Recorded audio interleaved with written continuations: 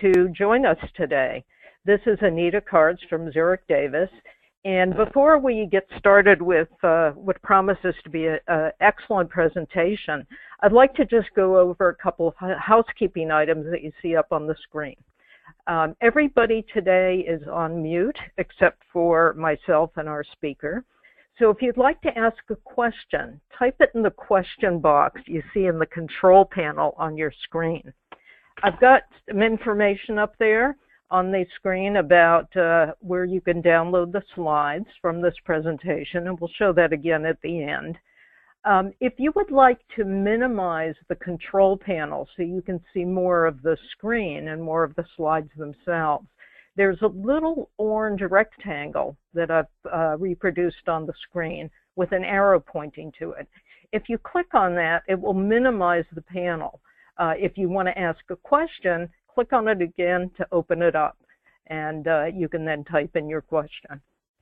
So without further logistics, let me pass the podium, as it were, on to Dr. Stacy Lindow. Stacy, the floor is yours.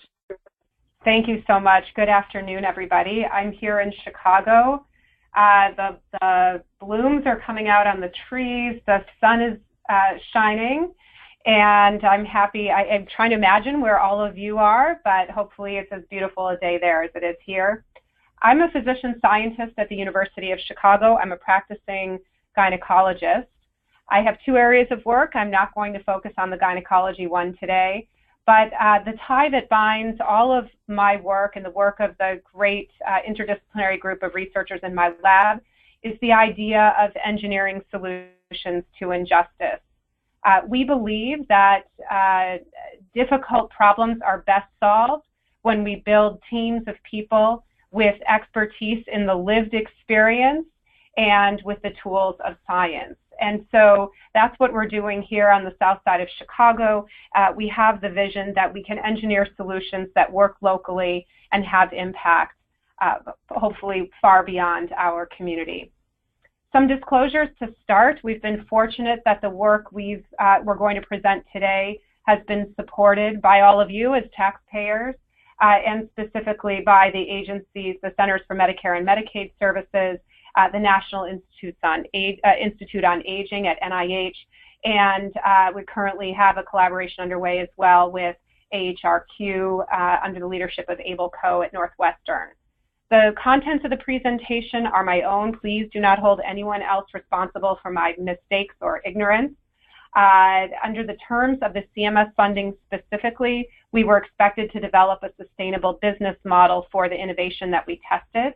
As such, I am now the founder and owner of a social impact company called NowPow, and a nonprofit. I'm the founder and president of a nonprofit organization called MapsCore, both of which were created to sustain the work we're going to talk about today that was started by the Healthcare Innovation Award, and which are headquartered here on the south side of Chicago.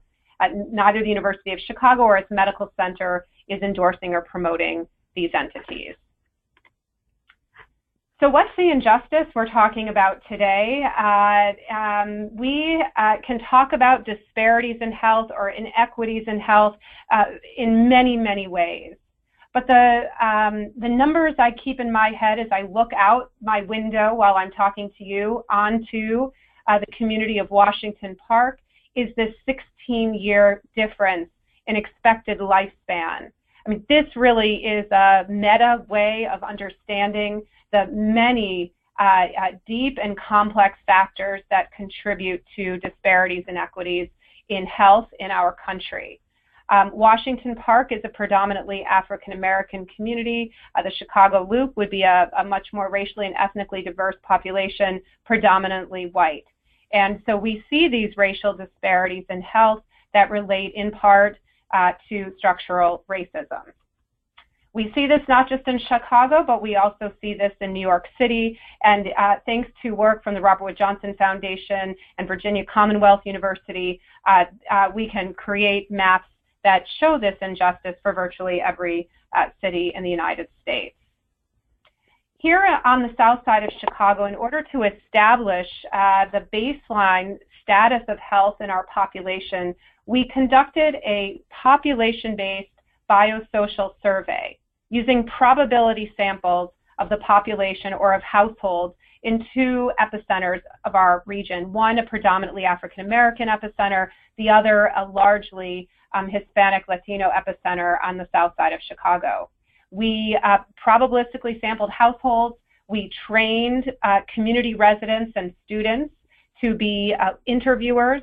They went to the homes of the households that were sampled. They asked survey questions and they collected biological measures. So the data you see here come from a combination of self-report, for example, a person who says, no, I don't have diabetes, and a biological measure, an HbA1c measure. The person, let's say, has an HbA1c measure that indicates diabetes. They told us they don't have it, and this would be an individual who has undiagnosed diabetes. So we combine self-report with biological measures to establish the baseline health of our population. And now that I've been talking for a minute about this, hopefully you've come to, your eye has been drawn to the prevalence of diagnosed and undiagnosed disease in our population, which is just astoundingly high. So only about half the people in the region have no diabetes and no pre-diabetes. These are people 35 and older. Similarly, only 24% of people are diagnosed as having normal blood pressure. And remember, this is using objective measures in addition to self-report. The obesity problem is very significant here. And food insecurity is also a very substantial problem. So we have 43% of people indicating that they sometimes or often have run out of food and don't have money to buy more. So although only 267 people were sampled, because this is a probability sample, these estimates generalize to our region, and they are more extreme than estimates at the national level, but unfortunately reflective of what we would see in other similar sociodemographic realities around our country. So this gives you a sense of maybe some of the factors that underlie that, that lifespan disparity.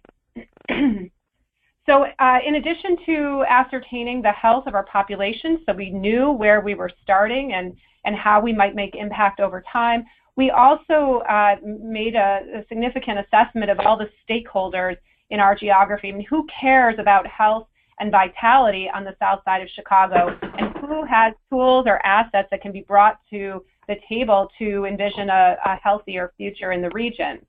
So we needed to assess who were the stakeholders across sectors.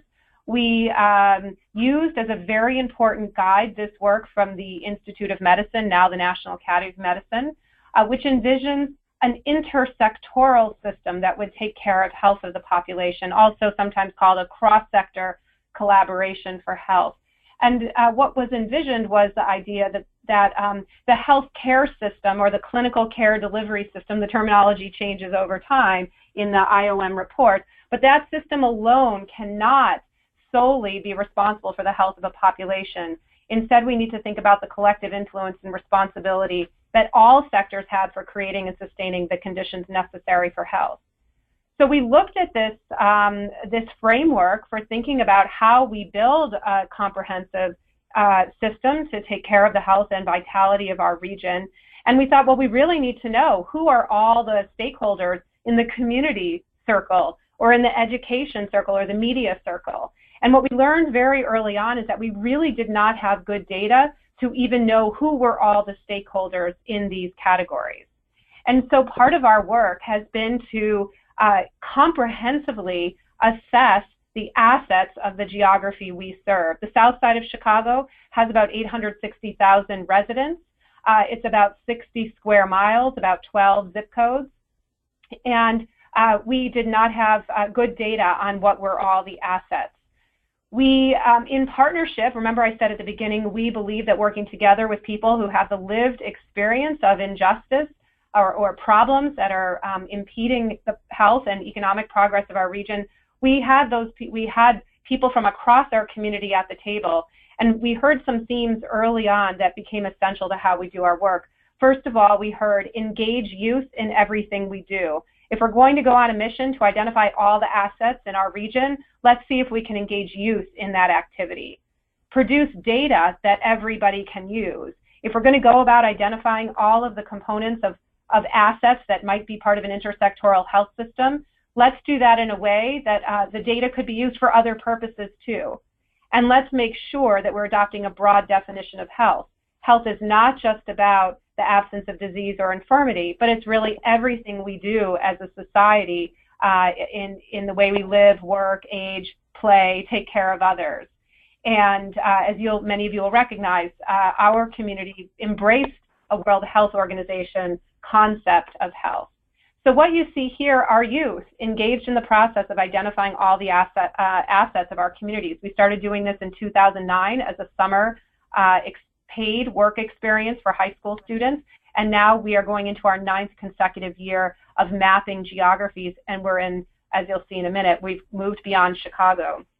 This program of mapping assets, we map every business and organization that's open and operating to serve the community, and we ask ourselves, what could this business do for health and vitality in the region?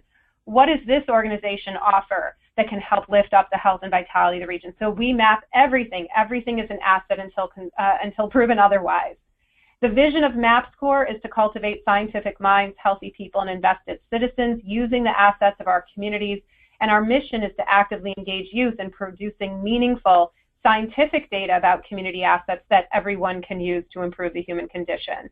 And we don't have time today, but I put a link to a brief YouTube video if you want to see more about MapScore. But MapScore is our data engine, and MapScore is a workforce development effort where we're training youth to think like scientists, to think about their communities with a critical mind, and to look at their communities through the lens of assets rather than deficits, which is the way that many of us and many residents of high poverty communities are trained to think about their communities.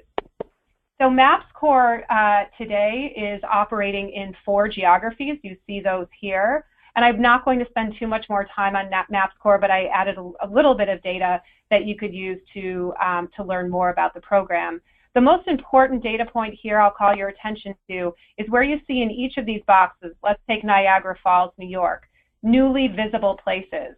These are places that were not known in mainstream data sources. So in other words, if we looked on Google or if we bought Info USA or Dun & Bradstreet data, we would have missed 496 open and operating businesses and organizations in Niagara Falls, New York. That's a problem because especially in high poverty communities where people have significant unmet needs, we cannot afford to have assets that are invisible. And that's a big part of what MapScore does. It creates visibility of communities and it changes the way communities see the youth. So we've been using the data. Remember, produced data everyone can use. We, meaning my lab and our collaborators at the University of Chicago, have been using the data that the youth collected to understand what an intersectoral health system might look like in our community. So we took the IOM concept and then we looked at our own data and sort of asked ourselves empirically, would our intersectoral health system look like this framework? And if not, how might it actually look, and what can others learn from our work here? You see that the center of the IOM concept is government public health. The idea was, at least in the 2011 publication from IOM, that these intersectoral health systems would be coordinated by government public health infrastructure. And it even went further to suggest that it was a government public health infrastructure that would digitally connect these sectors, enabling information to flow between government public health, clinical care delivery system, and these other sectors. So we asked ourselves, well, where is our government public health infrastructure here on the south side of Chicago? And the picture you see, if you know Chicago, is not on the south side. It's in Lakeview, which is on the north side of Chicago. Why did I have to take that picture? Because when we mapped our entire geography here on the south side, we did not find one place that had an outward-facing presence as public health infrastructure. So this raises the question, when we take the IOM concept and try to make it work on the ground, do we have to, can we iterate a little bit? I mean, if we have no government public health infrastructure here, can we have a remote coordinator of this intersectoral health system like downtown at City Hall? Or do we could we see whether there's another player who could be the coordinator, could we delegate the coordinating activity to a different sector? So those are some of the questions that were raised. And then what you see here are what we found on the panels to the right versus what was envisioned. And the circles you see are sized or scaled to the size of the sectors based on the data we collected, employing youth, feet on the street, up and down every block of every street to identify all the assets in the geography. So government public health is shaded, is striped, and that meant we didn't identify government public health infrastructure. And you see employers and businesses, which is really a broad category, as really our largest sector. It dwarfs clinical care delivery. Our community sector is quite big, but again, that's a broad term. And then there were several sectors to the right: housing, recreation, childcare, transportation, food, which all of us as healthcare professionals would regard as absolutely essential sectors for addressing basic needs and the needs of people who are undergoing medical care for serious chronic or life-threatening conditions. But those sectors were not explicitly identified as powerful sectors that were included or represented in the IOM concept. So our empirical data collection allowed us to call attention to that. And again, those circles are sized to the actual size of the sector based on the number of assets in that sector.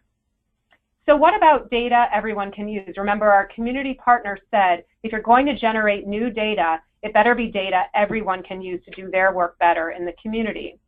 And so not only I as a physician scientist, or perhaps you as the population health manager at your healthcare system, can understand why layers of data are important in order to optimize the delivery of service or optimize caring or understanding of the factors that are influencing the health and the care of a given population. But the data that MAPSCORE has been collecting and the data we're generating through Community RX are now giving us real granular understanding of not only the health problems of individuals living in a geographic region, but the basic needs and how people are moving between home, the healthcare system, and community-based programs and services to meet those needs. So the MAPSCORE data, and again, this is employing youth, teams of youth for 6 summer weeks, training them on how to gather data to conduct a census of all the assets in a region, and then making those data publicly available. Those data have been used by hundreds of, in a very diverse group of end users in our community. Community RX, which I'm going to finish with, was built on the data that MAPSCORE generated. But there are many other users who need to use data about the assets of the community. We have teachers teaching math class using the data, using real data from kids from the communities where their students live. We have civic leaders and elected officials using the data. The Obama Library Foundation used the data about 2 communities to make a decision about where to locate the foundation. The Cook County Land Bank is using data that MAPSCORE collects to inventory thousands of properties that it owns in our communities, but that it didn't have data for, and they use those data to make decisions about investments and sales of land. So it may seem really trivial, like why do we need to employ kids to gather data about the assets of our communities? Well, as I showed you before, the science shows that a good deal of the assets that are there are invisible, and without a very accurate understanding of the assets, assets can go to waste, which we cannot afford to do, especially in communities where needs are so high. And we can see that there are many uses for the kinds of data that get collected. So I showed you some of the science we've done with the data, but one of the most exciting opportunities that happened for us by virtue of having youth collecting data in the field every summer was being able to compete for this Healthcare Innovation Challenge offered by the Centers for Medicare and Medicaid Services, the first call being in 2011. So our team, and when I say our, I'm the teeny tip of an iceberg that includes literally hundreds of people and dozens of organizations, community health centers, academic medical center, community-based service organizations. We had the idea that we could take the data the youth were collecting about the assets of the community and plug those data into the workflow of what I'll call the caring community. Doctors, nurses, social workers, anyone with access to an electronic medical record platform, and thereby enabling the caring community to real-time connect people to these assets that could be helpful in managing their health and their health care needs. So CMS was looking for ideas that improved health, improved healthcare, lowered costs, and AHA was looking for the workforce of the future. MapScore was our idea about the workforce of the future, and by engaging youth and gathering data about the assets of the community, we could also expose them. 50% of them, it's their first paid job ever, year over year. We could also excite them about the possibility of entering into science, technology, engineering, math, healthcare type jobs. And then, as I mentioned at the beginning with the disclosures, one of the other expectations was a sustainable business model. So we took e-prescribing as our inspiration. I'm a practicing physician. E-prescribing is really the one functionality in my EMR that links to the outside world. And we had the idea that if we could use the same infrastructure, e-prescribing infrastructure, to connect people to these essential basic resources of the community, rather, or in addition to, or leveraging the idea that we need to connect people to medications. So that's what we proposed to CMS, and we had as evidence the rapid adoption of e-prescribing through really mainly one company, SureScripts, as our inspiration. If we could go from December 2006 to December 2011, 0% using e-prescribing of drugs to 50%, and today it would be much closer to 100%. Couldn't we expect a similar rate of adoption if we could e-prescribe everything else? I think it's just important to note, as you can imagine, that once we build an e-prescribing solution that connects people to the resources of their communities, we also start to generate, like SureScripts has done, this massive metadata that helps us understand demand for community-based resources, supply, the geospatial distribution of supply, and where there might be gaps. We have metadata now to understand the dynamics in the part of the health ecosystem that involves people's self-care activities. So we used an e-prescribing model published by the California Healthcare Foundation, led by Kilbridge, and this is what it looked like for drugs, and then we adapted it slightly so you can see what it looked like in the context of prescribing community resources. So what does it mean? How does it look to e-prescribe community? When we did our demonstration or a study with Centers for Medicare and Medicaid Services, we didn't have the connection like e-prescribing of drugs does to pharmacies. We could generate the referrals from inside the electronic medical record, but what we did then was print a hard copy healthy prescription that we then could hand over to patients. In the new instance of the technology, there is a closed loop digital solution. And the findings from this work are published in Health Affairs, and we won't have time to go through all the slides, but I refer you to the paper and acknowledge, again, just a fraction of the amazing team of colleagues who are involved with this work. And this slide gives you the overview. As you can see, we had 288 youth employed to generate data for almost 20,000 places. We developed condition algorithms. What kind of resources do you need for hypertension? What do you need for diabetes? What do you need for asthma? What do you need for homelessness? Those were some examples of condition algorithms. Those algorithms were linked to electronic medical record platforms, Epic, GE Centricity, and NextGen in 33 healthcare sites, including community health centers and academic medical centers, emergency departments, and ambulatory. We served, in the 30 months that the system was operating, about 113,000 people. We referred them to more than 7,000 community resources. 19% of people went to a community resource where they'd never been before because they saw it on their HealthyRx, which I think is, as a physician, actually a really promising number.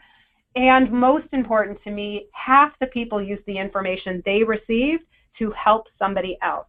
And that, I think, is one of the most exciting findings of our work. I did prepare a couple more slides, but I also want to give an opportunity for questions. So let me pause there, Anita, if that's okay, and see if there are any questions. Sure. Well, thank you, Stacy. This is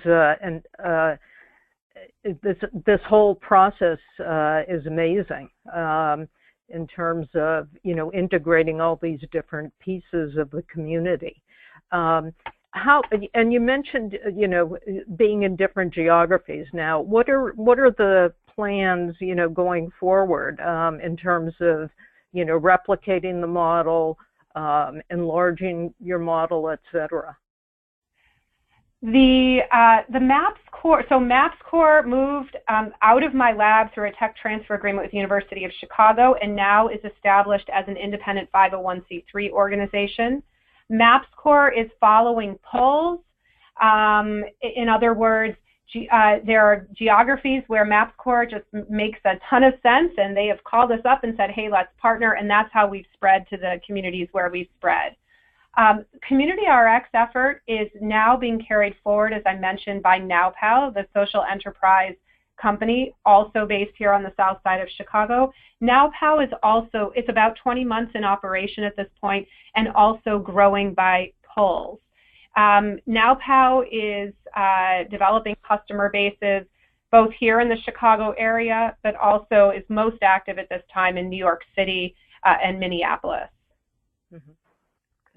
You know, there a couple of questions have come in, Stacy, about, you know, you mentioned 3 of the EHR vendors. Yep. Are you expanding to others? You know, how did you have to do a lot of technical integration to make this all work?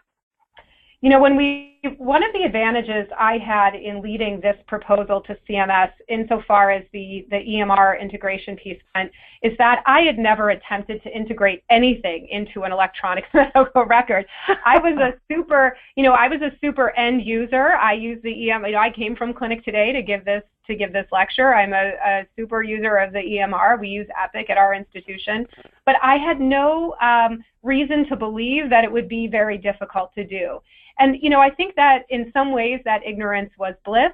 Fortunately, I had partners who knew a lot about EMRs and who had courage. I mean, they weren't willing to see that as a reason not to propose the e-prescribing strategy. And I have to say, in integrating the technology, we only had 6 months to build the entire solution and get it up and running at our first location, which was a community health center, federally qualified health center. Integrating with the EMR was not at all a difficult challenge. It was nowhere, had somebody told me it would have been difficult, I would have worried about it, but in the end, that was not the hardest thing to do. And NowPow, the new entity, is really EMR agnostic. There's no reason to think that that would be a barrier to deploying the NowPow technology. Excellent. Excellent. Well, Stacy, thank you so much for this presentation. Excellent work that you and your colleagues are doing. And I'm serious when I'd say I'd love to have you come back at some point in the future and give us an update, which would be terrific. Well, I appreciate that. And since it hasn't hit 3 yet, I am going to just take the moment to show the last slide, which are the beautiful faces of my team here in the lab and some of my great current collaborators on this work. So I can't thank you enough for taking interest in my work. It really obviously elevates and energizes to know that people out there think what we're doing is worth a half hour of your time. And if I can be of help to you going forward in this topic, please let me know. Great. Thank you, Stacy, and thank you everyone for joining us today, and look forward to seeing you again in the future. Take care. Thanks so much. Bye-bye. Bye.